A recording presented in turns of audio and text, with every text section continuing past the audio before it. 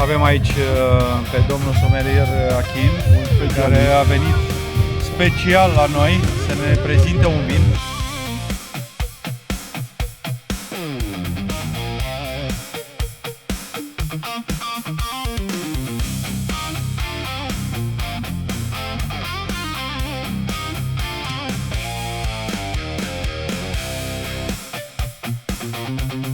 Grill Fest aici la Casa Vlăsia.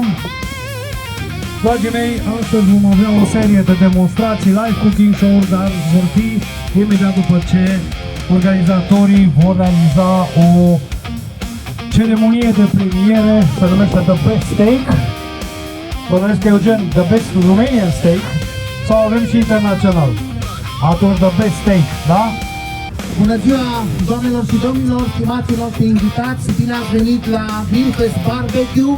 Suntem la 4-a ediție acestui festival care promovează cultura de grill și barbecue în România.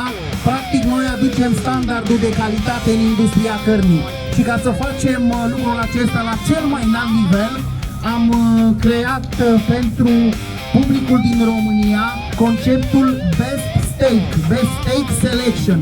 Ce înseamnă lucrul acesta? Înseamnă că cei mai buni profesioniști din România selectează în blind cele mai bune produse, steak-uri, fripturi, ca să vorbim așa mai aproape pe românește, din România și din străinătate. Produse care sunt prezente pe piața din România, dintre care alegem câștigătorii, alegem produsele de cea mai bună calitate.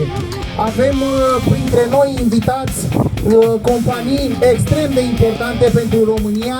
Misiunea noastră principală este să promovăm produsele locale românești și produsele premium internaționale, astfel încât consumatorul din România să se bucure de ce este mai bun.